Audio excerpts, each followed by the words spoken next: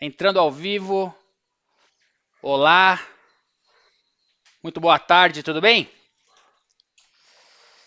Primeiro eu quero confirmar se vocês estão me ouvindo bem, se o áudio está tudo certinho aí. Por favor, é, tem um chat aí, onde se vocês estão vendo diretamente no YouTube, você tem um chat do próprio YouTube. E se você está na landing page da Eco, você tem um ícone do WhatsApp, onde você vai ali poder fazer suas perguntas, tá bom? Então seja muito bem-vindo, estamos começando agora um webinar sobre LGPD. E esse webinar faz parte de uma série de webinars, de 24 webinars que a gente vai fazer, está fazendo já, que a gente está chamando de contagem regressiva. Né? Então, até agosto de 2020, a gente vai completar 24 webinars, e esse é o quarto webinar. Tá? E hoje o tema é algo que eu já ouvi esse contextos relacionados com mandamentos, né, na área de TI várias vezes. Então, quando eu trabalhei ali no meu primeiro emprego, tinha os 10 mandamentos ali do laboratório de informática, né? E hoje a gente vai falar dos 10 mandamentos da LGPD. Então, eu estou muito ansioso para esse conteúdo. E, como eu falei, você que está na landing page, você pode fazer suas perguntas durante o webinar. E em cima desse vídeo que você está vendo, também tem um link para você baixar um e-book sobre LGPD, que a gente acabou de atualizar, atualizamos essa semana, inclusive. Também tem um outro link para você ouvir um podcast sobre LGPD que a gente gravou. E mais abaixo tem um formulário também para você conhecer ali o EcoTrust, que é quem patrocina aqui essas lives, tá bom? Então, agora, sem mais delongas, eu gostaria de convidar para se apresentar o meu amigo Fernando Marinho, que é um convidado especialíssimo de hoje. E, Fernando, primeiramente, muito obrigado por aceitar meu convite e, por favor, se apresente. Boa tarde, Vinícius. Boa tarde, pessoal. É um grande prazer estar aqui conversando com vocês. Na verdade, eu sou economista de formação, sou pós-graduado em segurança e informação. Comecei minha carreira em consultoria corporativa em 1999, com o bug do milênio. Esse consultor que já tem experiência de um milênio. E de lá para cá me especializei no DRI, no BSI. E nos últimos anos, então, ampliei um pouco mais o leque dentro da minha carreira, atuando também nas áreas de gestão de crise, gestão de risco, continuidade de negócio já era um assunto que em 1999 era considerado ficção científica, hoje ainda é uma coisa tratada de forma muito superficial, mas em 2016, quando eu soube da GDPR, eu percebi que ela demandava 8 itens da norma ISO 27000. E aí comecei a me aprofundar no estudo. Quando ela saiu em maio de 2018, eu contactei alguns dos meus clientes, que eu sabia que tinham relacionamento com o mercado europeu, e logo em seguida veio o projeto de lei da LGPD. O problema começou quando a lei foi aprovada, porque a lei foi aprovada em agosto. Quando chegou setembro, que eu comecei a visitar os meus clientes e perguntar sobre o assunto, ninguém tinha ouvido falar da lei. E exatamente esse delay entre a aprovação e a informação sobre a lei para o mercado acabou acarretando um atraso generalizado na conformidade da lei, porque ninguém soube da lei. Então, até meados desse ano, provavelmente maio, junho, Sim. eu em vários eventos, várias palestras, quem ouviu falar de LGPD, menos da metade levantava a mão. Isso falando para o pessoal da área de High TI, da level. área de TI, exatamente. Então, assim,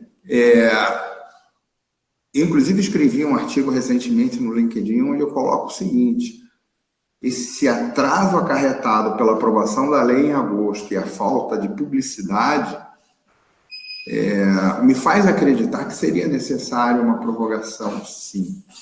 Não de 2 anos, mas eu acho que para grande parte das empresas a maioria delas não está tendo o mesmo conforto que a Europa, né, ofereceu, das empresas trabalharem 2 anos para conformidade. E não aconteceu isso aqui.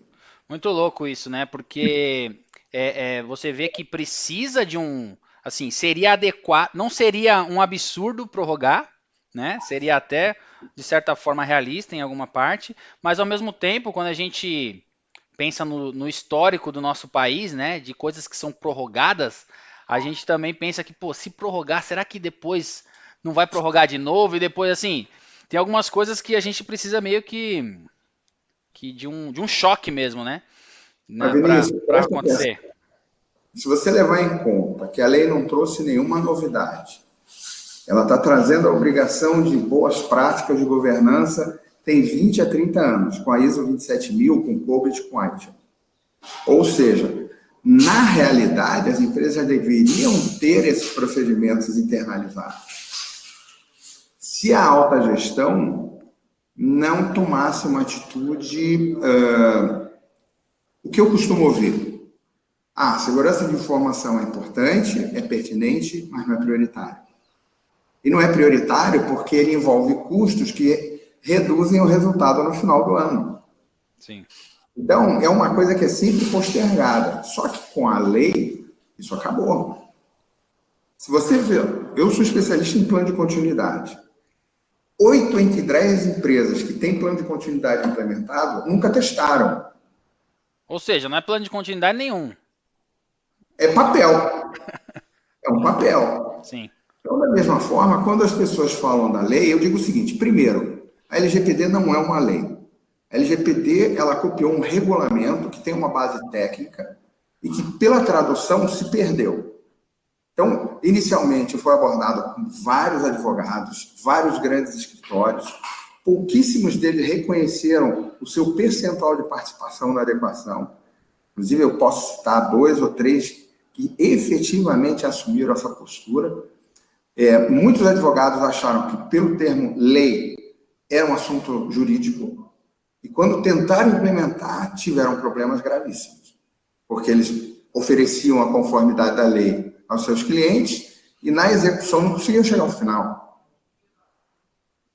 Entendi. E um desses advogados, de São Paulo, inclusive, ele tem um artigo muito legal, onde ele diz, ele é advogado, ele diz, o técnico menos capacitado sabe mais sobre TI do que o mais capacitado dos advogados. Muito bom. Para poder entender o requisito que a lei exige em termos de segurança de informação, entendeste? Sim. Uma coisa que eu costumo ouvir, né, quando eu falo que a lei é uma lei que a porcentagem de responsabilidade ou de trabalho, né, de mão na massa, técnica é muito maior do que jurídico, as pessoas se espantam, né? Falam, pô, mas eu achei que era algo muito jurídico. Lógico, é uma lei, você vai ter sim vários pontos jurídicos, inclusive na minha visão, né? E o legal desse bate-papo aqui, quando eu falei que você vinha aqui, só fazendo parênteses, quando eu falei que você vinha no webinar, algumas pessoas me falaram assim, ele é polêmico, né? Por que será? Mas é legal. Assim, então muitas pessoas acham que é muito. Tem uma parte muito jurídica, ou às vezes até a maioria, né? A maioria da adequação, entre aspas, é jurídica. Só que quando você conversa com os advogados, na verdade, você vê que pô, eles vão ajudar nesse processo, tem uma parte importantíssima, até de interpretação muitas vezes, mas tem uma parte técnica e de tecnologia, de governança, vamos dizer, né? Muito mais relevante, né? E eu penso, e você falou que em 99, quando você trabalha, você então, lógico, passou ali pelo bug do milênio. Você vê relação emocional com o bug do milênio, com essa época que a gente está vivendo agora? Não, eu vou te dizer por quê. Por quê? Na verdade, o Bug no Milênio era um evento de consequências indefinidas. Tudo podia acontecer ou nada podia acontecer. Então, para ninguém errar, preferiam pecar pelo excesso do que ver o problema se concretizar. Agora é uma situação muito diferente. Agora, na verdade, o que a gente está vendo... Ministro, eu vou abrir até um parênteses aqui para te explicar o seguinte. Vamos dar 2 passos para trás para dar 4 para frente. No que tange a adequação à lei, eu entendo que há uma participação muito maior das áreas de processos propriamente ditas, ajuste de procedimentos processuais, do que implementação de segurança ou ajuste de tecnologia de informação. Vou te explicar por quê. A ISO 27000, por exemplo, você encontra ela em praticamente todas as circulares do Banco Central. Ok? Sim. Há uma cobrança muito forte, inclusive tem a circular que foi publicada em maio, em agosto do ano passado, que eles chamam de circular de cibersegurança, em que eles resgatam a importância do plano de continuidade, onde isso tudo já é useiro e vezeiro, todo mundo conhece de trás para frente. O Banco Central só está exercendo o seu papel de cobrador da implementação. Sim. Ok? Ok. Então, quando você fala de GDPR, de LGPD ou de LGPD, a gente está falando de um arcabouço constituído por boas práticas que, na verdade, todas as empresas deviam ter. Esse é um princípio. Sim. As financeiras têm boa parte, mas boa parte mesmo, por força de requisito do Banco Central. Sim. O que falta efetivamente? Faltam aquelas peculiaridades da lei que extrapolam a questão técnica, porque a questão técnica ele já tem. Ontem mesmo eu estive em Brasília conversando com 2 grandes bancos e o maior problema que um deles assumiu para mim é conseguir analisar nas áreas de negócio quais os ajustes de procedimento eles devem fazer. Vou dar um exemplo para você, assim, mas muito rasante, que é emblemático. O Edson Fontes, nosso colega de segurança de informação, ele identificou, acho que foram 15 mecanismos de controle. Eu assumo 14. 2 deles, os primeiros, são os termos de consentimento na coleta. Sim. E o outro é a autorização dos pais para menores de idade. Olha que coisa interessante. Isso significa que aqui no Brasil, onde há o costume de nascer o bebê, o padrinho ia para o banco abrir uma caderneta de poupança com R$100 para ajudar na faculdade, o cara agora tem que pedir primeiro o consentimento do pai. O que isso implica em termos de jurídico ou de TI ou de SI? Nada. Nesse caso nada. É ajuste de processo. Uhum. Então, o que eu defendo na verdade, o envolvimento das áreas de negócios são responsáveis por 50% no processo de conformidade. Uns 15% com o jurídico, que normalmente se restringe a 3 atividades. Primeiro, documentar a base legal da coleta, análise e ajuste de contratos, prestadores de serviço, clientes, fornecedores, colaboradores. E alinhamento da política de privacidade com a política de segurança e o código de conduta ética. Sim. Eu não vi o jurídico atuar mais que isso no processo de conformidade. E no documento que seria para receber uma possível auditoria, por exemplo, da autoridade? E aí? Você acha que é o jurídico que vai receber o que consolide tudo. Então, assim, você falando exatamente onde está cada coisa, esse tipo de coisa, você acha que não deve ser o jurídico? Não, por isso que tem o encarregado de dados. É ele que vai receber a auditoria. Receber, mas a documentação que consolide tudo. Mas olha só, isso tudo vai estar... só para você entender. O papel do encarregado de dados é justamente de interface entre a empresa e o ambiente externo. Ponto. Não vai haver fiscalização ativa. É impossível. Impossível. Tá? A lei se aplica a todas as empresas. Você acha que vão convocar 1 batalhão, 2, 10 batalhões de fiscal para sair batendo na empresa coletando evidência? Não. Como é que vai ocorrer a fiscalização? Basicamente, 3 situações. Primeira situação, ocorreu um vazamento, apareceu no site Tech Tudo, né? E aí vão partir para cima para verificar o que houve de fato. Segunda situação, houve um vazamento de privacidade, sim, a empresa identificou, se denunciou. Terceira situação, denúncia. Cliente, fornecedor e concorrente querendo quebrar as pernas da empresa. Sim. Então, essas três situações específicas, elas são demandadas, não existe fiscalização proativa. Que já Então, é quando bastante você... coisa, né?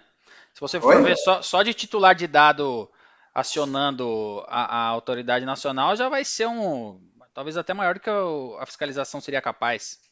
Olha, vou te dizer o que aconteceu na Europa. De maio de 2018 até maio de 2019, o site da autoridade europeia recebeu 60 e poucas mil denúncias. É coisa pra caramba. É muita Pode coisa, colocar porra. um batalhão de auditor que não pega isso. Sim, aí você começa a pensar assim, é óbvio que tem um monte de denúncia falsa, de gente querendo prejudicar a Sim, gente e tal. claro. Então tem que haver um processo de pré-seleção, de filtragem, né, para poder eventualmente não vai cair como se o cara fosse pecador sem provas. Uma denúncia Claro. não é uma evidência, Sim. né? É um Uhum. indício. Se houve ou não houve, tem que chegar no momento. Sim. Então eu estava respondendo para ti. O jurídico tem essa participação. O TI e a SI, o TI já presta seu serviço de infraestrutura. Ele vai fazer é adequar em relação a alguns requisitos de lei que tem relação com mapeamento de dados, estruturação, proteção, aquela coisa. E a SI fortalecendo aqueles 8 itens que a lei exige. Todas as empresas que eu visito, todas, sem exceção, eu nomeio os 8 itens da 27.000 que a lei traz no seu bojo, e eu digo, vocês têm essas 8? Ninguém tem. Tem uma, tem outra. E eu vou te dizer, se a gente partir pelo princípio da mais básica, que é a política de segurança, não, todo mundo tem. Falei, tá, se eu for agora conversar com qualquer funcionário da sua empresa, ele sabe o que está lá? A Exato. maioria não Esse que é o sabe. ponto, né? É A tudo, política ela tem que ser clara, né? vira tudo trabalho acadêmico. Sim. Entendeu? Ganha 10 na prova, mas na prática eles simplesmente criaram um documento para ter evidência, mas não implementaram o objetivo da política, Certo. que é a conscientização do funcionário. Quando você fala, então, 50% na sua visão processo, 15% jurídico e o restante, que dá 35 ali, E assim, TI e SI. Nesses processos, você está considerando processos de negócio ou processo também de TI e SI? processo de negócio. 50% processo de negócio. Estamos falando de RH, estamos falando de marketing, estamos falando de compras, estamos falando de comercial, estamos falando de tudo que coleta e efetivamente processa a informação privada da empresa. Interessante. Você vai Legal. olhar pela nem TI, nem SI, nem o jurídico coletam ou processam Processam, né? informações privadas. Ah, o TI processa, né? Não. TI armazena. Não, e o CRM que tá passando lá o dado do comercial e está processando para ir para as outras Mas áreas não e é ativar o TI, financeiro. mas não é TI. É uma ferramenta lá dentro. Ah, não, pô. Mas Você aí entende o que eu quero dizer? entendi. A área de TI, o processo de TI, vamos lá. A área de negócios de TI, ela faz três atividades. Ela faz infraestrutura, suporte e desenvolvimento. Só. Ah, tá. Você Ela está não limitando processa, para o escopo final da ela área. não processa, entendeste? Entendi. Legal. Muito bom. E aí me diz uma coisa. Tá surgindo aí uma nova onda de profissionais, né? A gente já vai entrar nos 10 mandamentos, inclusive, né? Calma aí. Inclusive, acho que a gente poderia já partir para os 10 mandamentos, que acho que a gente vai citar em todos esses casos. A gente tem, o pessoal tá fazendo pergunta aqui, beleza. Mas depois você quer já fazer a pergunta agora? Pode ser? Deixa eu pegar uma pergunta aqui no meio para dar a dinâmica aí, o sensor do negócio. Vamos ver. Como será a LGPD na área da saúde? As UBSs, ambulatórios e hospitais, ao receber um paciente, vão precisar de colher autorização do uso de dados?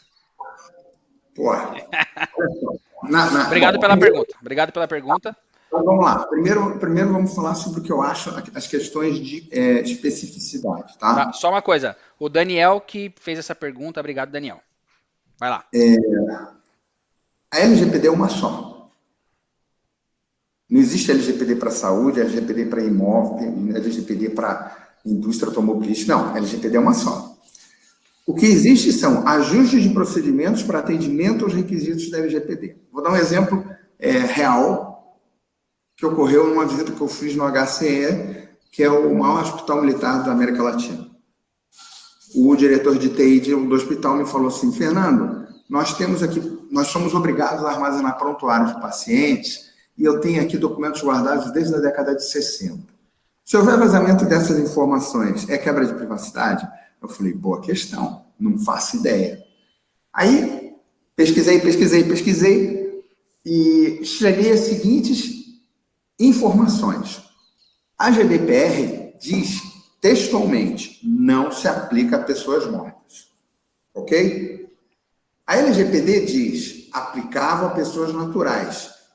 Juridicamente, são pessoas vivas. Porém, o Código Civil brasileiro reconhece o direito de pessoas mortas. Então, já existe conflito na própria lei, e eu sempre digo isso aos meus clientes. Espere encontrar inconsistências, espere encontrar contradições. A lei não está em sua versão definitiva. Hoje existem cerca de 200 sugestões de alteração. O próprio bloqueio da base de dados foi uma coisa que foi vetada e foi desvetada. Então, o que nós temos que fazer nesse momento não é se preocupar se é dado de saúde, se é dado de imóvel, se é dado do que for. Não. Temos que nos preocupar ou dar foco à criação das evidências de atendimento aos mecanismos de controle da lei. Ponto. Aquilo que é específico, a gente sabe que existe, vai estar ali, mas a gente não tem elementos para definir qual a solução. E, consequentemente, não também para se preocupar num nível tão relevante. Exato. Repete essa frase que você falou. Então, o que a gente tem que se preocupar com mecanismos de controle da lei, aquilo que evidencia a conformidade. Bom, por isso, existem algumas... porque, assim, como não existe um padrão, quando a gente não tem um caminho, a gente tem que construir. Sim. Para eu poder tratar processo de conformidade, eu criei um framework de implementação, em 14 fases. Essa fase começa lá no começo mesmo, indicando quem é o responsável por privacidade na empresa. Pode nem ser o DPO. Lá no começo não precisa ser o DPO, mas tem que ser alguém responsável. Tem que ter um pai do filho feio. Sim. E a elaboração de uma política de privacidade coringa, genérica, que vai orientar o restante das fases. Essa é a primeira fase. Esse que é o lance, né? Só enfatizando isso que você falou agora, a primeira fase ela não deve ser uma adequação ideal, né? Porque não existe ainda. Primeiro que a lei, como você falou, está em movimento ainda, está sendo construída, apesar de já existir, mas ela vai sofrer modificações. E também é um processo de maturidade para a privacidade, né? Então, assim, é uma condução e não é via forceps, né? Então, é algo que vai ter que ser introduzido na empresa aos poucos. Então, essa fase ser bem realista, pé no chão, para começar a falar do assunto, é isso? Se a gente não fizer o planejamento do projeto numa sequência lógica, o que acontece a maior parte das vezes? E eu estou te falando isso com a experiência de quem conversou com mais de 100 empresas. Todo mundo entra no Google para pesquisar o que está sendo feito. Todo mundo. E a maior parte das respostas, o que é? Inventário de dados. Sim. Aí eu pergunto, você fez inventário de dados, você vai fazer o que com isso? Você não fez o resto. Você não tem nenhuma política de privacidade para dizer como você vai tratar o dado. O que adianta você fazer primeiro inventário de dados, normalmente usando uma ferramenta cara, quando eventualmente você pode ter... Lembra aqueles 8 itens da 27 mil que eu falei? Sim. Os 8? Que começa pela política de segurança. Como está a tua política de segurança? Ah, eu tenho. Tá, e como é que ela está? Ah, não sei. Tu entende o meu ponto? Sim. Ao invés de eu começar varrendo o chão, eu começo limpando o teto, cara. Não faz sentido. Sim. Entendeu? Uhum. Nessa sequência, você consegue alcançar, potencializar o teu resultado. Ao invés de você pesquisar no Google e começar a fazer ações isoladas, desconectadas. Você tem muito trabalho, muito esforço. Sim. E não consegue chegar no final. Legal.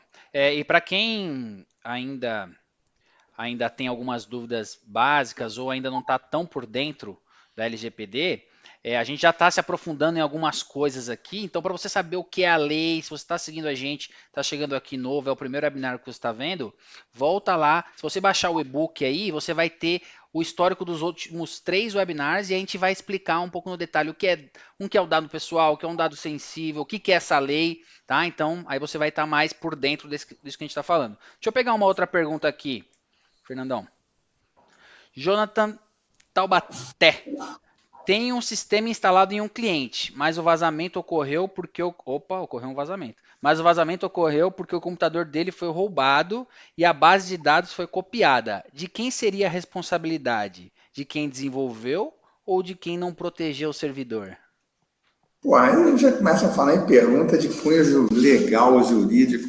Mas eu entendo o seguinte: se o vazamento foi acarretado porque o cara copiou o dado do computador, obviamente a responsabilidade é de quem perdeu o computador. Não tem como culpar o sistema. E aí é uma Agora, coisa. Pode falar, desculpa. agora, obviamente que se isso é um sistema que permite uma cópia da base de dados de um jeito tão fácil, ele merece ser melhorado, né? Sim. E bem falado, assim, quando você fala, pô, uma pergunta jurídica, às vezes os profissionais de tecnologia e de SI, eles estão olhando muito para, pô, de quem vai ser a culpa, ou, e nesse caso aqui, como eu me responsabilizo ou não, do que quais são os processos que hoje eu já faço, que fazem parte desse contexto, ou o que eu tenho que revisar, o que eu tenho que revisitar. Você sente isso ou não?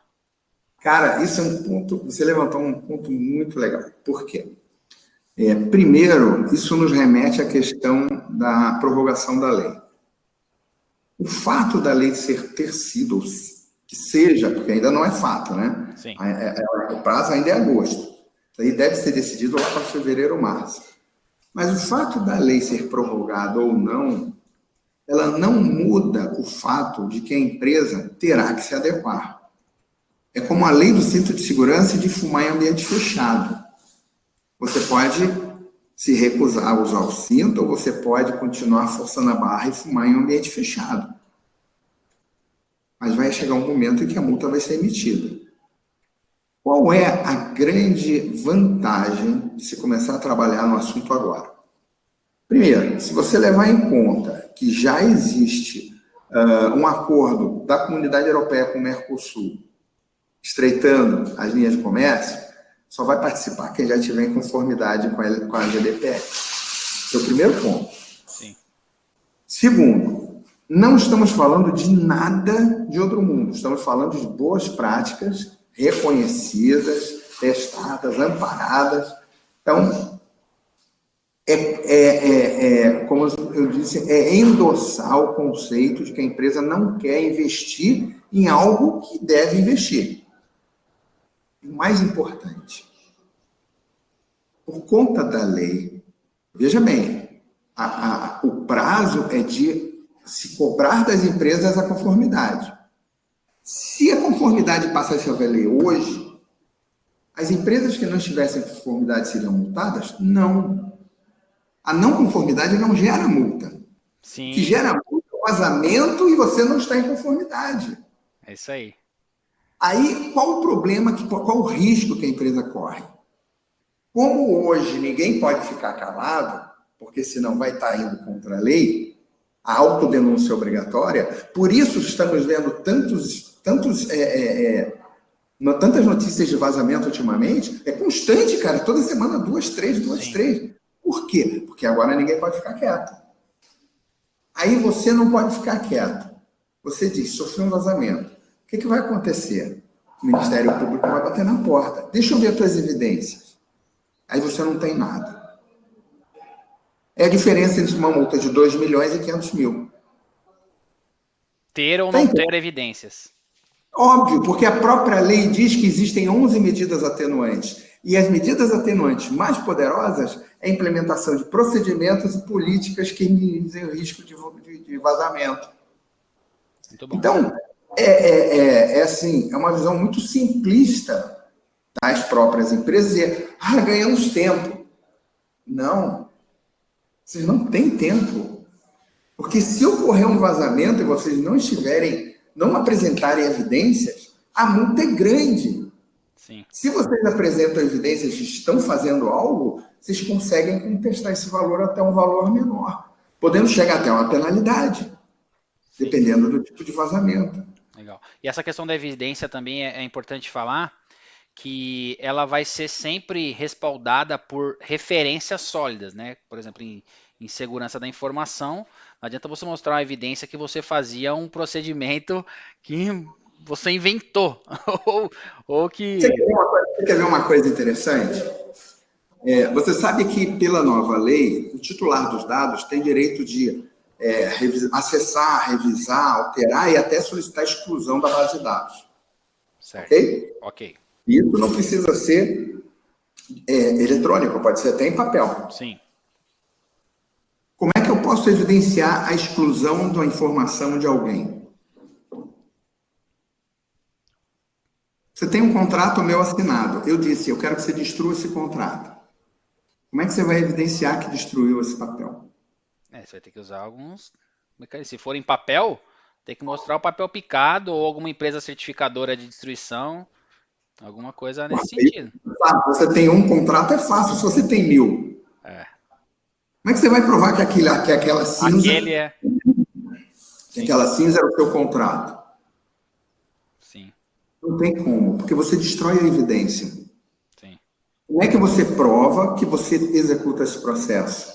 Formalizando o procedimento em um documento.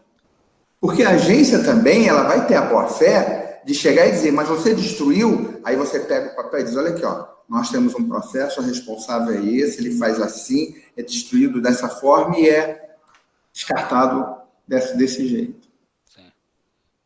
Existe um processo. É diferente de você chegar no lugar e dizer, você descarta, você não descarta. Cadê a evidência? Não tem. Como é que você faz? Eu aperto o delete. Sim. Você entendeu a questão? Sim, com certeza. Quando a gente fala de segurança, em mecanismos técnicos de segurança, entra nesse mesmo quesito, né? Então não adianta você ter um sistema, por exemplo, de gestão de vulnerabilidade, só que se você não tiver um processo que registre aquele tratamento daquela vulnerabilidade, a remediação, tudo isso, não vale de nada você ter aquele mecanismo de proteção técnico, né? Eu dou aula de pós-graduação no curso da UFRJ, em Segurança de Informação, na Unirio e na Escola de Guerra da Marinha. Eu falo para os meus alunos o seguinte, segurança de informação é, antes de tudo, a criação de evidências. Basicamente, a criação de evidências. Porque se eu não tiver evidências, como é que eu vou saber? Quantas empresas são invadidas e não sabem? Muitas. Grande parte. É isso aí. Muito bom. Bom, vamos entrar nos mandamentos, que eu acho que o mandamento vai dar um bom norte para a gente cair ou não, ou deixar de cair em algumas ciladas aí do mercado. Gostei muito, parabéns, inclusive, pelo artigo. E eu queria que você falasse qual que é o primeiro mandamento da LGPD. Você tem o PPT aí, não?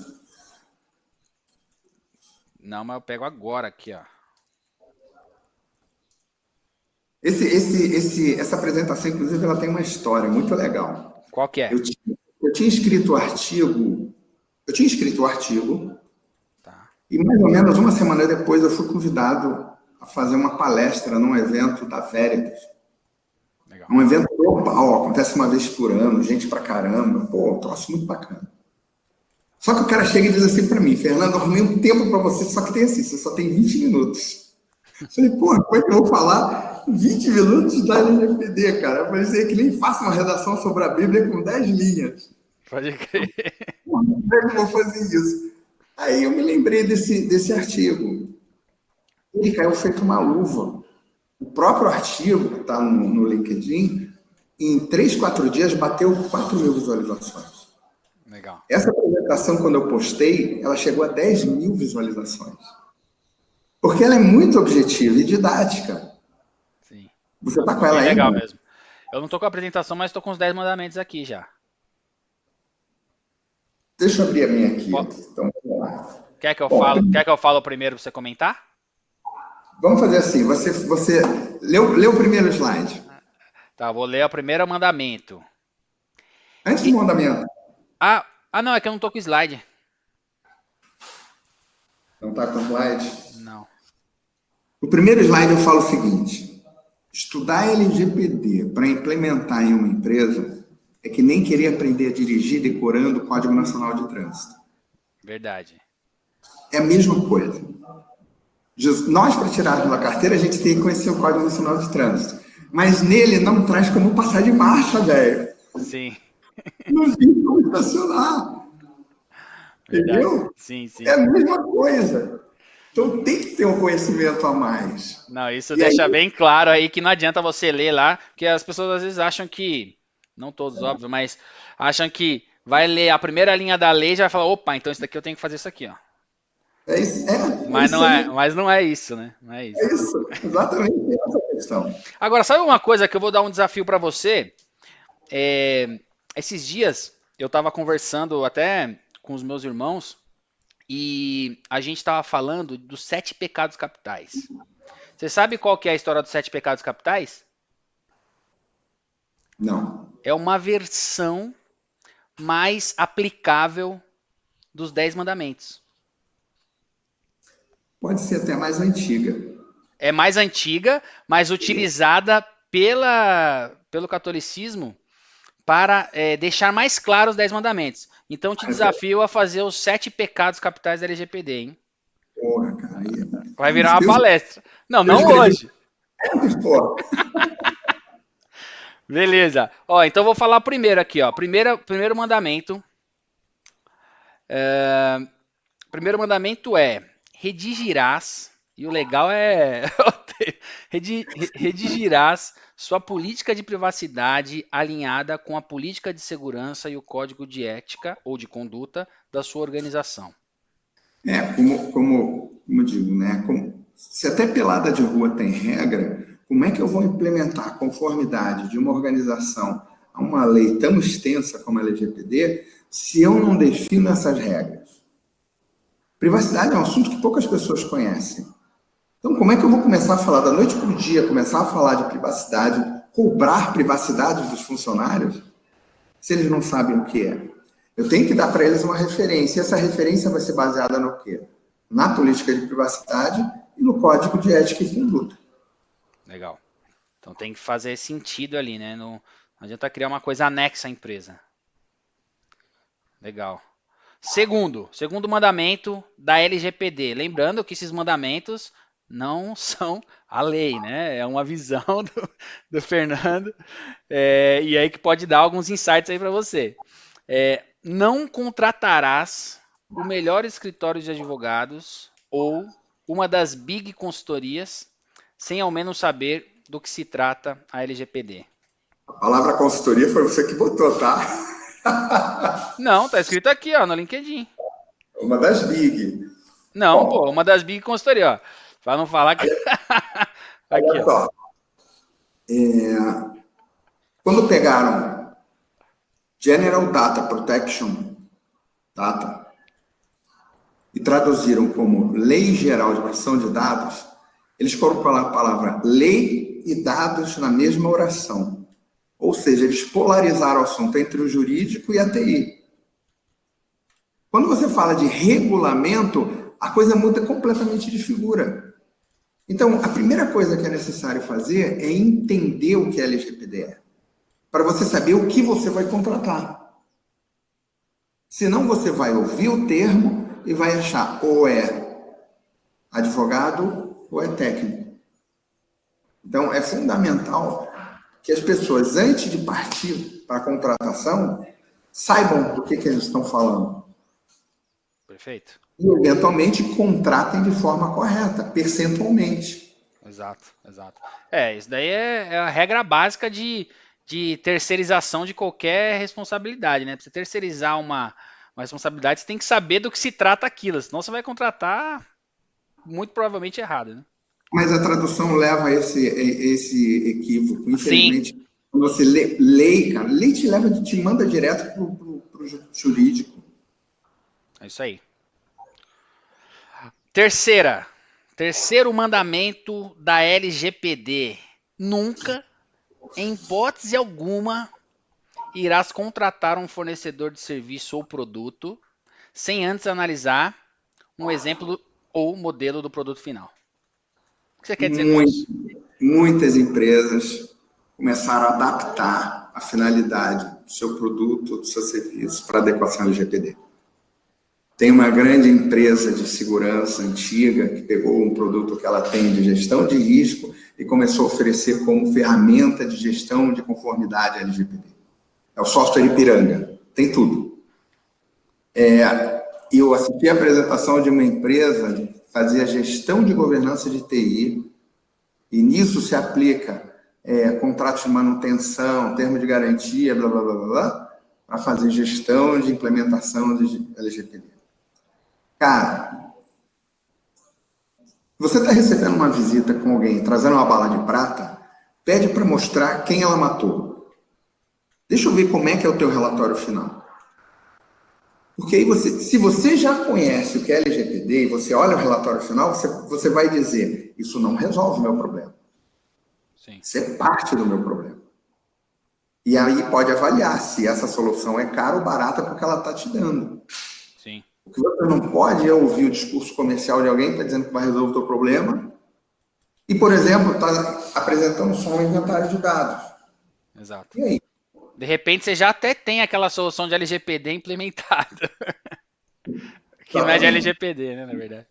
Legal, e também não quer dizer que as ferramentas, produtos e serviços não façam parte de um programa ali e do contexto de adequação, né? Mas não, como você falou, não existe uma bala de prata. E a tendência é que, se for apresentada uma bala de prata, provavelmente existe alguma coisa errada aí no meio. Até porque, e isso já falamos antes, eu acredito, eu tenho convicção de que cerca de 50% do processo de adequação é ajuste de processo.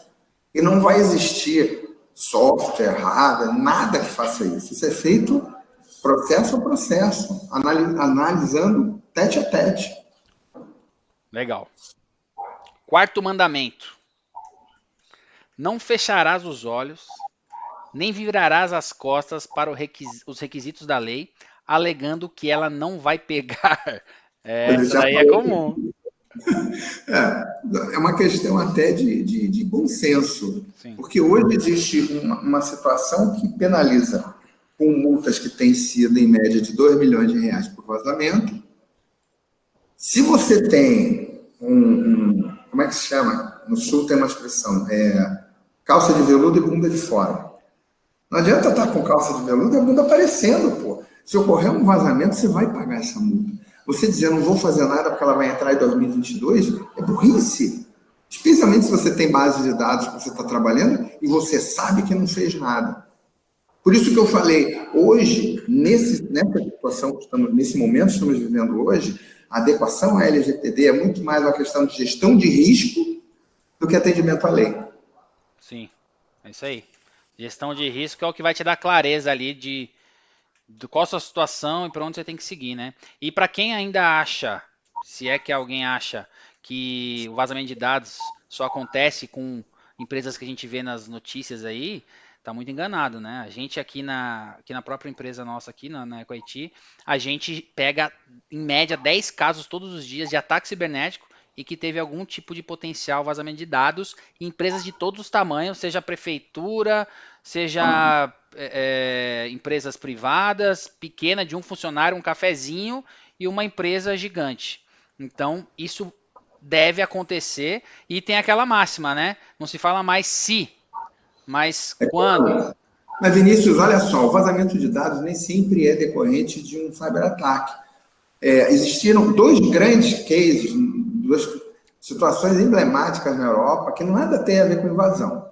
Primeiro, o caso do funcionário da British Airways que perdeu um pendrive com informações de folha de pagamento. Ele foi encontrado, encontraram os dados de folha de pagamento e deram uma multa de $100 mil, 100 mil libras para a British Airways, porque o cara perdeu um pendrive com informações privadas dentro. Sim. O segundo caso foi de um hospital em Portugal e os médicos, os próprios médicos, denunciaram o hospital porque qualquer um tinha acesso ao prontuário dos doentes. Caramba, os médicos? Os próprios médicos disseram, olha, aqui nesse hospital qualquer um entra e acessa o prontuário do paciente. E tomaram uma multa de 400 mil euros por conta disso. Não é preciso haver um cyberataque, isso é um equívoco. As pessoas acham, às vezes, que é preciso ter uma invasão. Não. Não necessariamente. Isso que eu disse que é ajuste de procedimento. Nos dois casos, se você tivesse promovido conscientização e treinamento, você teria impedido. Sim. Exato. Nada a ver com o jurídico. Sim. Muito bom. Quinto mandamento. Qualquer que seja teu caminho, não abandonarás. Tá rindo por causa da foto, né? Hã? Tá rindo por causa da foto no slide, né? Não, tô não. Qualquer que seja teu caminho, não abandonarás o treinamento e a capacitação dos seus colaboradores, fornecedores e parceiros. Olha só, acabamos de falar. O que adianta eu investir em firewall, eu investir em controle de acesso, eu investir em mapeamento de dados, se o meu funcionário sai com um pendrive com informações privadas de todos os funcionários da empresa, de todos os clientes? Sim. Sem criptografar, sem proteger, sem... Sim. A primeira pergunta que você falou hoje foi sobre o quê? Foi uma pessoa perguntando sobre a responsabilidade de um cliente que teve a base de dados roubada num roubo. Sim. É um exemplo que eu dei até no LinkedIn essa semana de um notebook roubado, né? Então, assim, é um fato cotidiano ali, né? Que vai influenciar. Deixa eu pegar uma pergunta da Marcela, nossa parceira.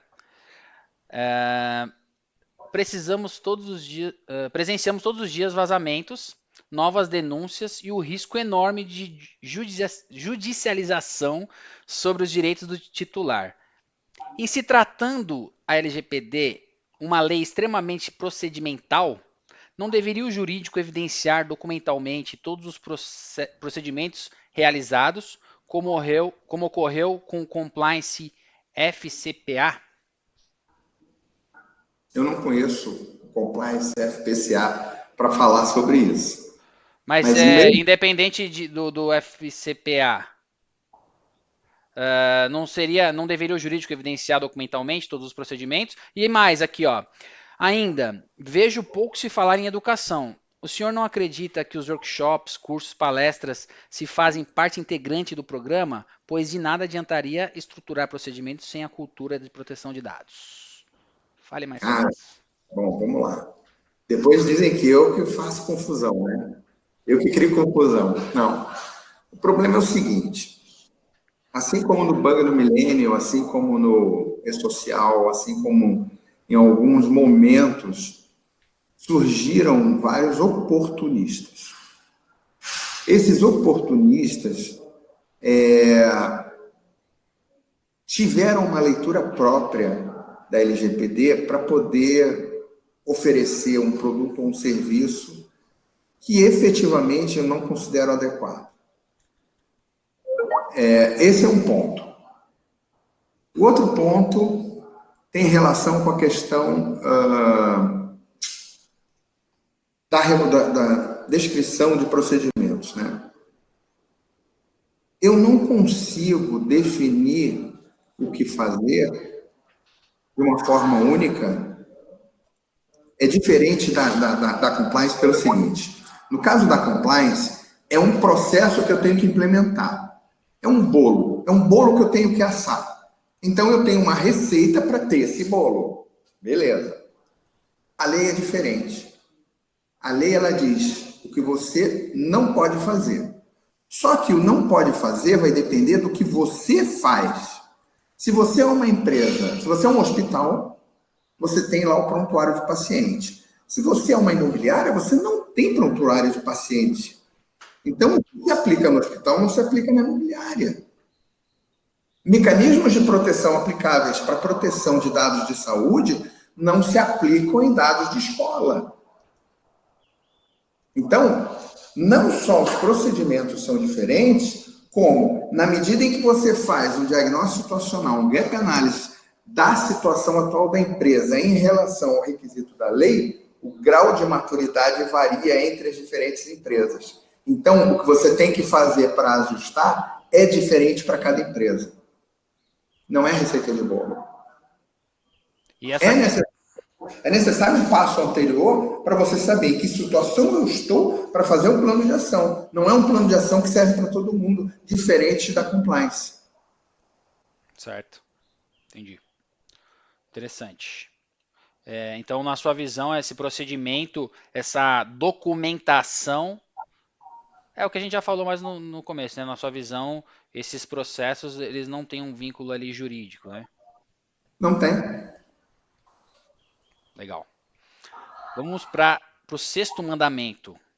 No processo de conformidade à LGPD, não deixarás nenhuma área de fora, tampouco funcionários, alegando que não tratam informações privadas ou dados pessoais, né?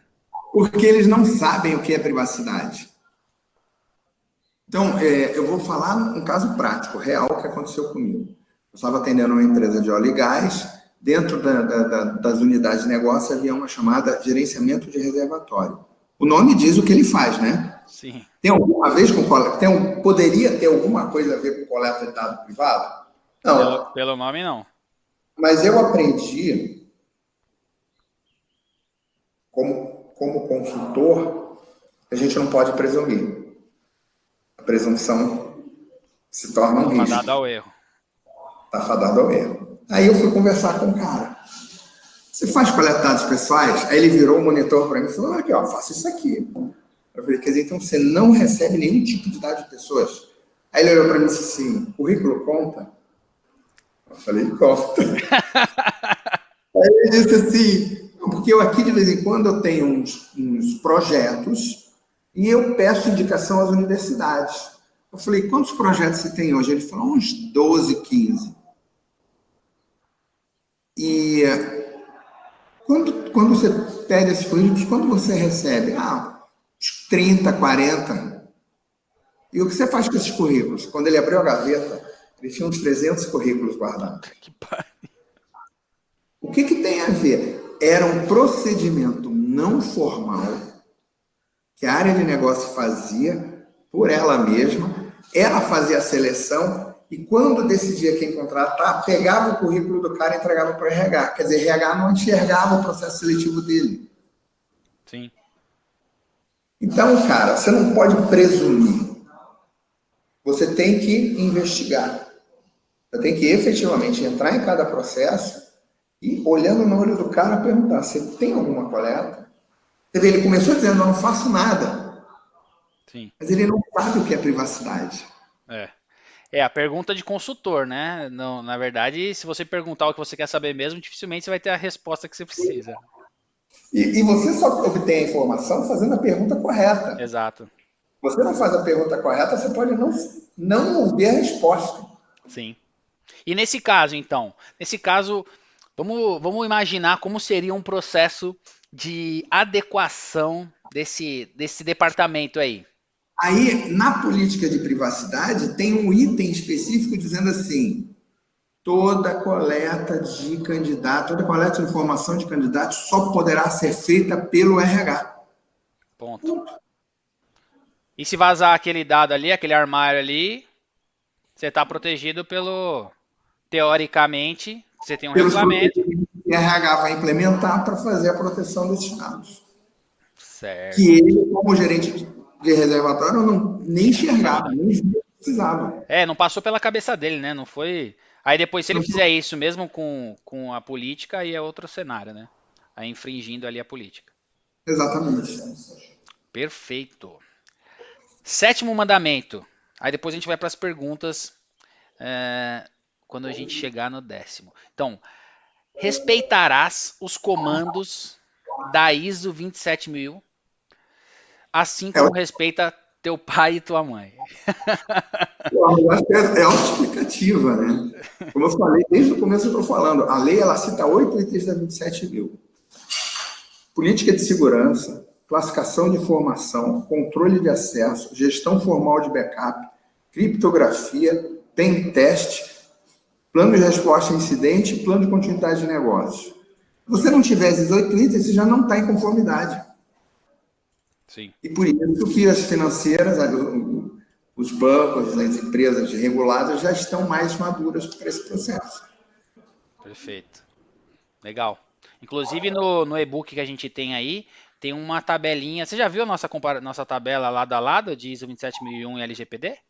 Não, o Edson Fontes ele fez uma tabelinha muito legal. Ele cruza os controles de acesso da 27.000 e da lei. Legal. É 50%. É 50%. Legal. Quem quiser ver o nosso aí, baixa o e-book que tá lá, em uma das páginas. Muito bom. Então, ISO 27000 é uma... E lembrando que você, para atender a lei, você não precisa tirar a certificação da ISO, né? Você seguindo ali o que ela já sugere, você já vai em direção a uma melhor prática. Anteontem um cliente perguntou para mim, existe certificação da LGPD? Existe, Vinícius? Como assim? Claro que não. Pô, o cara quer saber se pode contratar alguém para ter uma certificação de conformidade LGPD. Não, e quando você relaciona com a ISO, talvez, né, dependendo, dá até mais margem para isso, né? Porque a ISO você chancela, né? A minha sorte é que a advogada da empresa estava na sala, aí eu olhei para ela e falei, doutora, existe certificação para a lei? Ela, não existe. É isso aí. E aí a certificação, né? Inclusive, acho que até o nono, mas o que está rolando muito relacionado aí no mercado de certificação com a LGPD é o quê? Certificações relacionadas com a LGPD. Cuidado, eu vou soltar aqui. Que é o nono mandamento aqui, né? Mas beleza, daqui a pouco a gente chega. Vamos lá, por partes, tá? Olha só. Primeiro, inclusive saiu recentemente a ISO 27701. Sim. Gestão... É um anexo, né? Gestão de sistema de privacidade. Sim. 27701. Para você ter a certificação 27701, você antes tem que ter a 27001. Sim. Ou seja, o que leva ele está endossando a minha tese de que privacidade é um estado obtido pela segurança da informação. Exato. Não é uma coisa que você não busca privacidade em si, ela não existe. Se eu não tenho segurança, eu não tenho privacidade. Sim. Bom, é isso aí. Então, a lei não tem certificação. E você se certificar na 27701 não te garante aderência à LGPD. É isso aí. São coisas distintas. Perfeito. É isso aí. E aí uma coisa também, né? Que às vezes a pessoa ela olha só para 27701, que está falando privacidade, mas não é porque está falando privacidade que ela que é a prioritária às vezes, né? Como você falou, primeiro tem que ter a segurança. Assim como ocorre nesse caso do pendrive, né? Que você falou lá na Europa, na GDPR, que teve uma violação de segurança antes de ter uma violação de dados, né? Normalmente, esse é o caminho natural das coisas. Então, tem uma violação de segurança, o pendrive perdido, e depois, por conta de um dado que estava ali dentro do pendrive, aconteceu uma violação de dados. Então, é uma coisa seguida da outra, né? Quando eu falei da certificação, na verdade, eu quis dizer das certificações de DPO, né? Que o que as pessoas ouvem bastante é essa questão de certificação LGPD, DPO, GDPR. Então, olha só. Mas calma aí, não fala do DPO ainda não, que é só a nona. Segura. Tá, vou segurar. Vamos ver a oitava. Oitavo mandamento. Verás a área de TI como uma ferramenta para atendimento à conformidade e não a responsável exclusiva pela conformidade, assim como o jurídico. A gente já conversou sobre isso quando questões de participação, né? É isso aí. Ou seja, tanto a TI como o jurídico efetivamente participam do processo de conformidade, mas possuem um envolvimento muito menor do que as próprias áreas de negócio. Então, eu costumo dizer, não adianta. Você pode até colocar isso sob responsabilidade jurídica ou sob responsabilidade da TI, mas não como um assunto deles mesmos. Sim, sim, sim. Como a gente conversou, o fato de terem traduzido como lei e a palavra dados polarizou muito o assunto e tirou o foco naquilo que realmente é importante, que é o ajuste dos procedimentos e processos. Perfeito. E claro, né, existe uma relação, além do nome, que na sua visão polarizou aí, é, você também tem um histórico, né, que é áreas de TI, por exemplo, eu que sempre fui de áreas de TI de segurança, elas normalmente são áreas que pregam processos, né? Então, naturalmente faz essa relação. Quando são maduras. Sim, mas se a gente for falar de uma coisa simples, abrir chamado no helpdesk, querendo ou não, é um processo que sempre foi dito e nunca foi seguido, tal, né, em grande parte. Então, quer dizer, a gente já tenta pregar processos, pregar não, né? Pregar é outra coisa, mas a gente já tenta implementar processos, não é de hoje. Então, essa relação é natural que seja feita, mas, mais uma vez, é um assunto da empresa como um todo, né? E das áreas de negócio essencialmente, porque é onde tudo acontece, desde a coleta, como você falou, até o tratamento, etc. Perfeito. Nono, agora vai. Nono mandamento. Não nomearás a compliance ou o seu responsável por DPO, como DPO ou encarregado de dados. Agora tá liberado para falar de DPO e desse mandamento aqui. Por quê? Como assim? Olha, isso aí é uma confusão. Primeiro mandamento, tá? Eu sempre digo que a compliance, ela é uma auditoria. Ela vem por trás vendo se a coisa está sendo feita de forma correta. Como é que eu vou colocar ela para executar a implementação se depois ela vai ter que verificar se está correta? Há conflito de interesse. A É história se como... repete. Oi? A história se repete. É como você contratar uma empresa de consultoria e de auditoria. Tem que ser diferente, não pode ser a mesma. Sim. Vai dar problema. Então, eu sempre costumo dizer que isso é um equívoco, porque, novamente, em se tratando de um conhecimento, de um entendimento de que se trata de uma lei, a pessoa acha que a compliance é a melhor parte para tomar conta. E não é verdade. Há conflito de interesse, sim. Não é recomendável a área de compliance assumir esse processo de adequação. E dentro dessa questão, aquela que você levantou, o surgimento, né, espontâneo de vários cursos de formação de DPO, de várias entidades, até sindicato de empresas de TI no Rio de Janeiro oferecendo serviço de DPO. Quer dizer, se promiscuiu de uma forma absurda. E as pessoas não estão percebendo que isso vai acabar sendo um tiro no pé na medida em que não há competência histórica para se oferecer esse tipo de treinamento de certificação. Vamos lá. Primeiro eu vou começar com o depoimento de um português num seminário, quando ele foi questionado sobre o perfil de DPO. Sabe qual foi a resposta dele?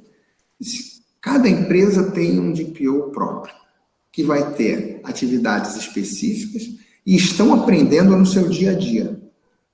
Na Europa, existe uma entidade privada que registra os DPOs. Por quê? Se ocorrer um vazamento, eles vão saber quem é o responsável.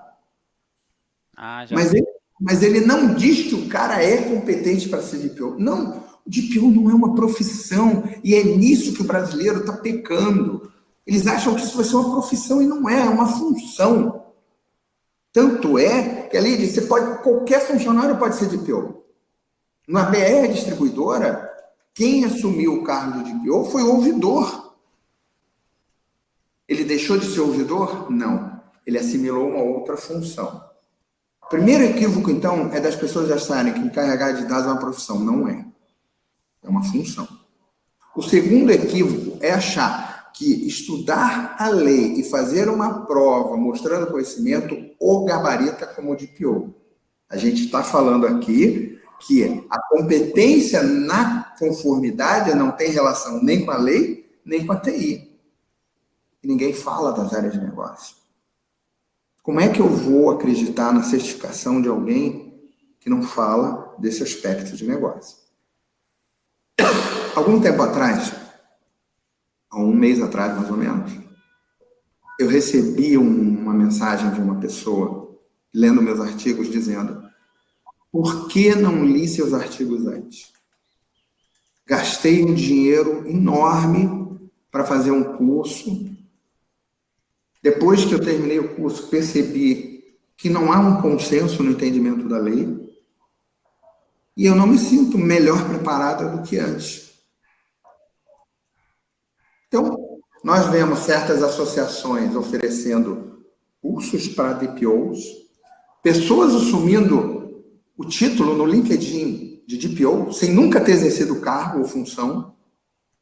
Nós vemos advogados assumindo DPO, doutor fulano de tal, DPO. Ele nunca estudou segurança de informação. Se eu perguntar para ele qual a diferença de criptografia de 128 e 512 bits, eu não acho que ele não vai saber. Então, eu acho que as pessoas deveriam conhecer um pouco mais o assunto para poder fazer um juízo. Eu entendo que a gente está numa situação muito difícil de emprego, eu entendo que as pessoas estão tentando se capacitar para melhorar a empregabilidade, eu entendo isso tudo. Mas estão comprando gato por lebre.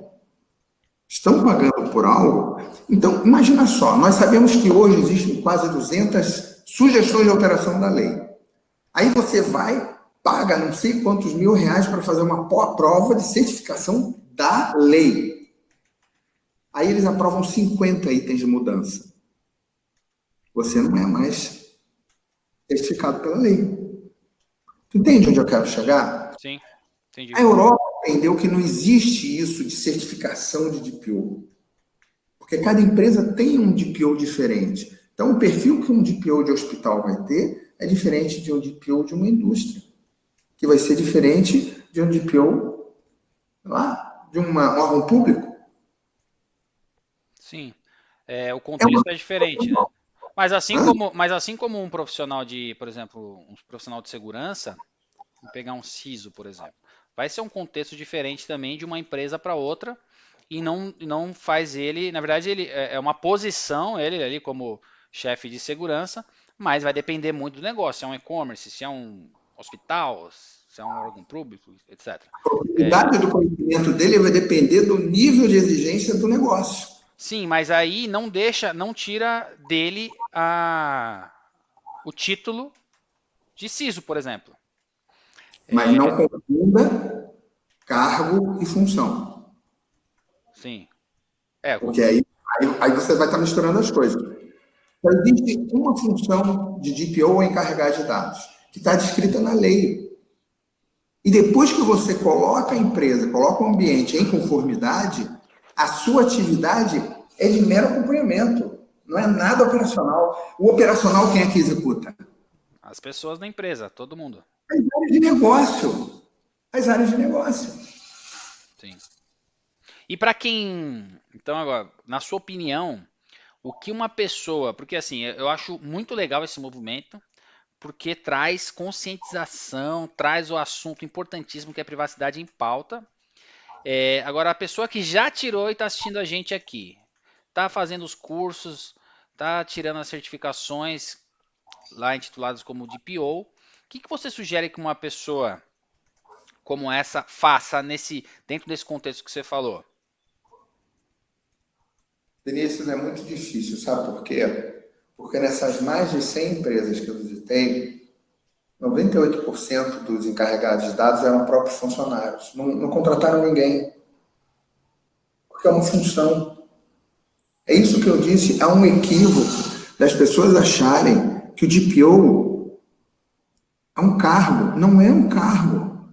Ele não vai ter uma carteira de trabalho escrito DPO ou encarregado de dados. Ele vai ser contratado para ser especialista de privacidade, sei lá, alguma coisa onde ele vai assumir também aquela função. Sim. É o que eu disse para você, a BR Distribuidora, ela torna isso público. O ouvidor é o encarregado de dados. Sim. Sabe quantos cursos ele fez? Nenhum. Sabe quantas certificações ele tem? Nenhuma. Não, e ele é talvez o cara mais capacitado ali, né? É o mais habilitado, não vou falar nem de capacidade. É mais habilitado.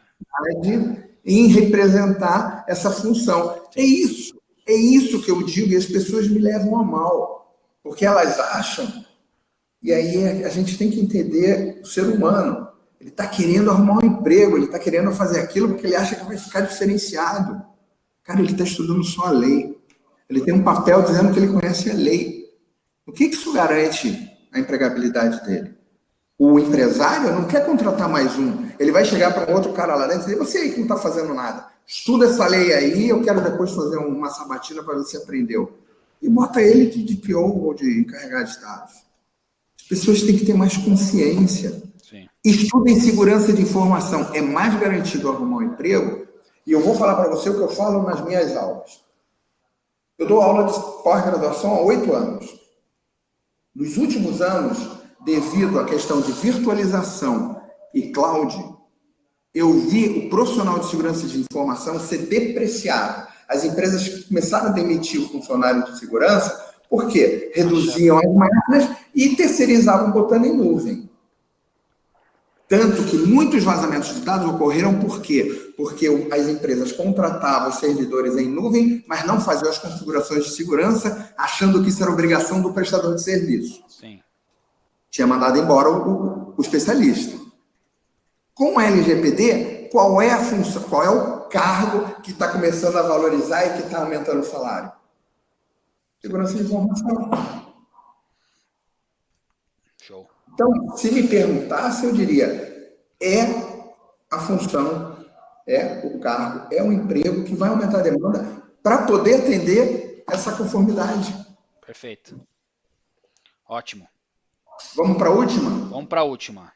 Lembrarás ao C-Level da sua empresa, ou seja, o diretor, presidente, vice-presidente, diretoria, que a responsabilidade em caso de vazamentos de dados recairá sobre seus respectivos CPFs.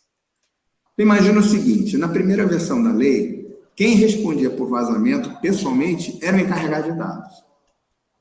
Era muito fácil para a empresa botar um bucha, estava cascalho, 30 mil de salário para o cara, ocorreu um vazamento, bucha, sai, chama outro bucha, botou no lugar e vida que segue. Aí o governo, quando foi avaliar a última medida provisória, percebeu que o encarregado de dados, na verdade, é empregado. Ele tem uma função e vai cumprir essa função. Mas ele só pode cumprir essa função se tiver o apoio de quem? Da alta gestão. Então, a alta gestão agora tem que se comprometer com o resultado desse encarregado de dados. Sim. Senão é o CPF dele que vai lá para o judiciário. Assim como todas as outras responsabilidades da empresa, né? Exatamente. Aí eu digo para você, o que pode importar mais? Quando você chega para um empresário, para um C-Level, e todo fim de ano ganha uma bonificação pelo lucro da empresa, e você diz que esse ano ele vai receber menos porque gastou dinheiro na LGPD, ou você vai dizer assim, se tiver um vazamento, é o teu CPF que vai para o tribunal. Opa! Calma aí. Vamos economizar. Vamos receber menos esse ano para poder dormir tranquilo. Exato. Entendeu? Exato. É tudo uma questão de discurso, como você coloca o assunto. Legal. Muito bom. Bom, 10 mandamentos com bastante lição de casa aí, bastante reflexão. Na verdade, não lição de casa, mas reflexão pra caramba. Eu queria ver algumas perguntas aqui. Por exemplo,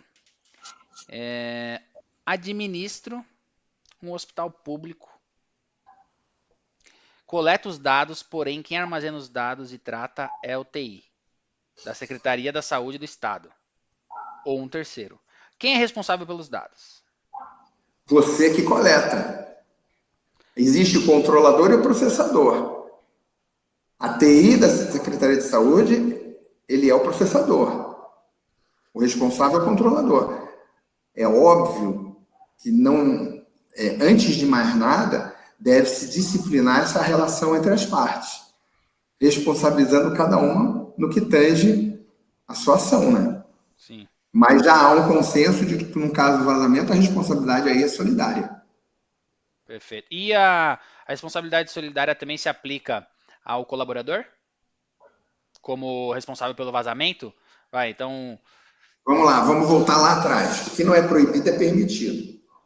Se eu tenho uma política de segurança, uma política de privacidade, um código de conduta, o meu funcionário assinou um documento aderindo a esses procedimentos, e mesmo assim ele falha, ele é responsável pessoalmente.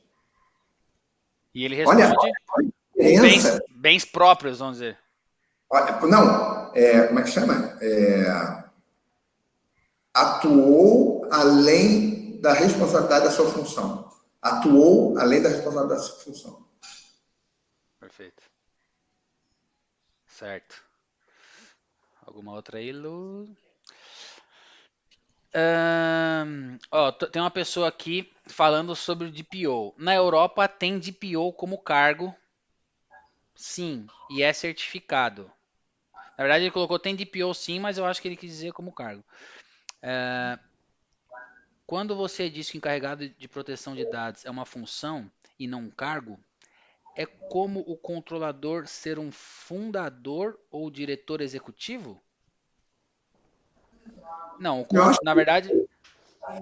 Acho que ele não iria querer. Acho que ele não iria querer, não ia puxar isso para ele. Sim. E na verdade o controlador, no caso da lei, é a empresa, né? Sempre. O controlador não é uma pessoa, né? A não ser que ele esteja se referindo como controlador da empresa, e não o controlador de dados. Entendeste?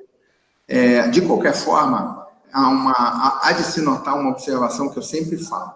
Hoje mesmo, num grupo de discussão, tinha um participante da Inglaterra e outro da França falando dos seus casos.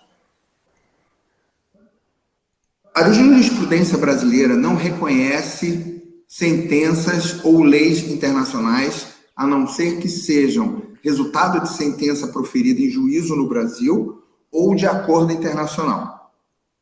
Me citar o que acontece em Portugal, Europa e França em termos de lei é a mesma coisa que me dizer nada. Até porque num país em que revoga um princípio constitucional de culpa, a gente pode esperar tudo. Parem de citar leis europeias para dar orientação brasileira.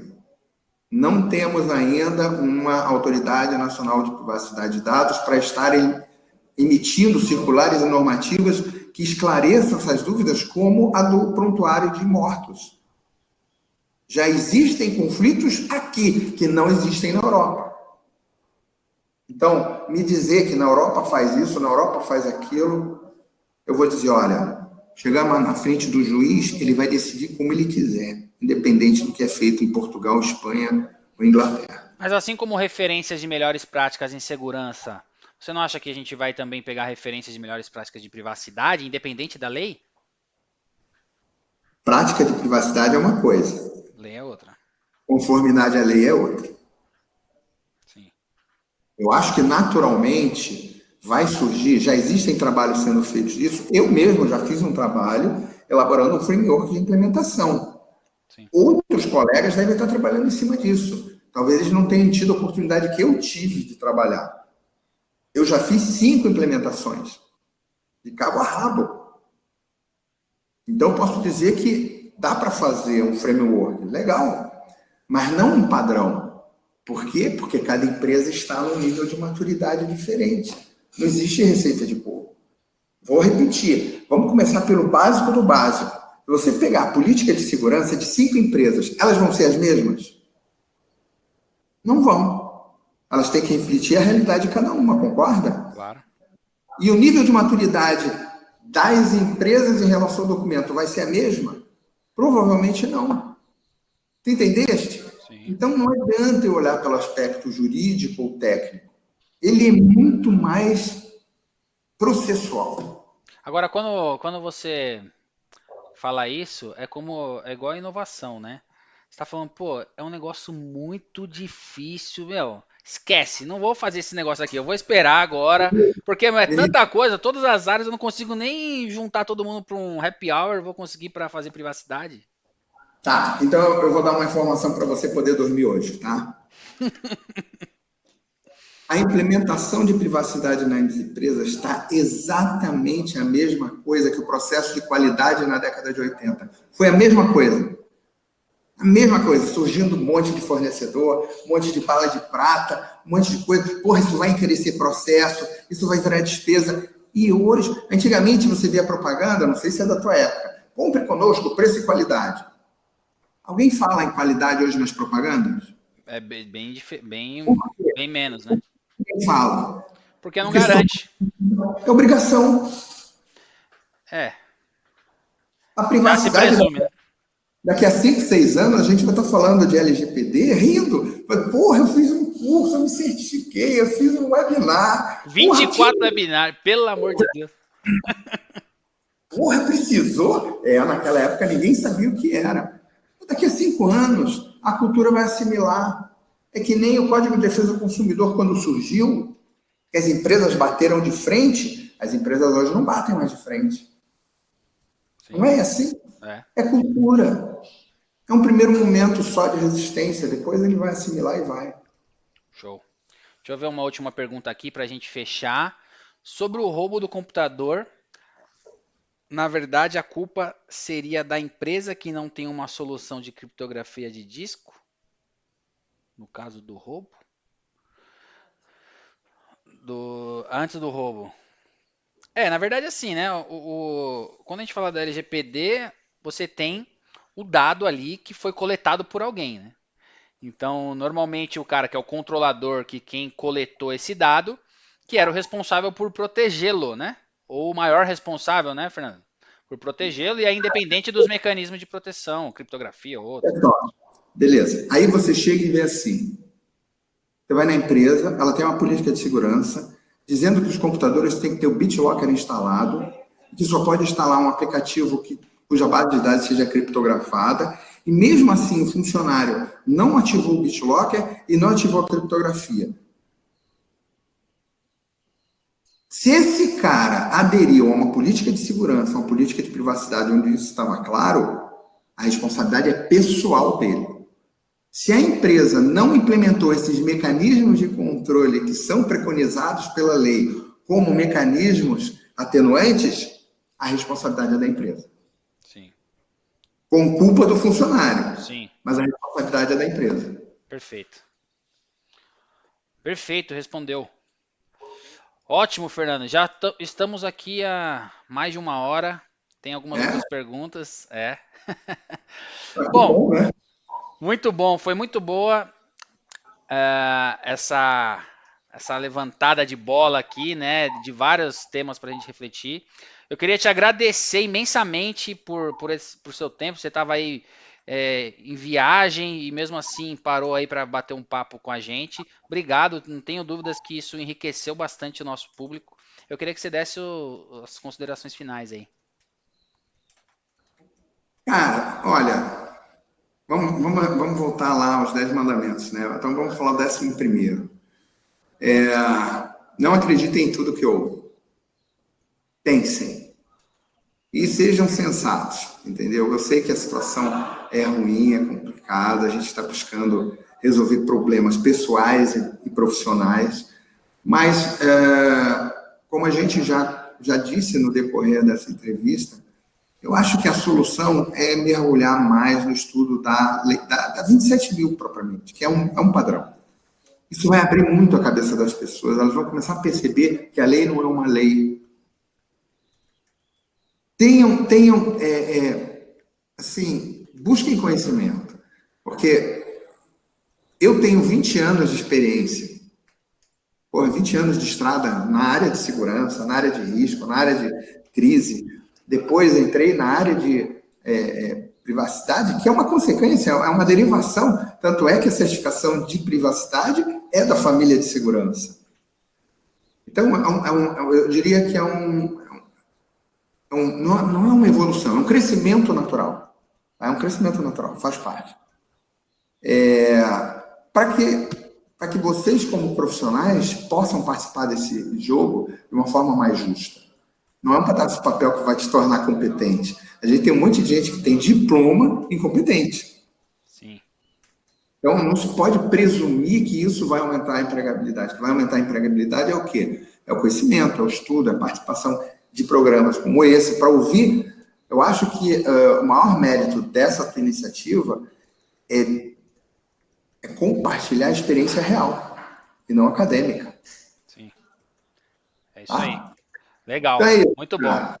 Obrigado, Fernandão. Valeu, gente. Muito obrigado. até por estar com a gente até o final. Ficou bastante gente até o final aí, então obrigado pela audiência. E assistam os outros também. E se tiverem alguma dúvida, façam uma pergunta ali pelo meu WhatsApp, inclusive meu WhatsApp pessoal aí. Manda a pergunta que depois a gente traz em outros vídeos e eventos, tá bom? Então obrigado, Fernandão. Obrigadão mesmo. Tamo junto. Bom dia, bom fim de semana a todos. Até logo. Valeu, até logo.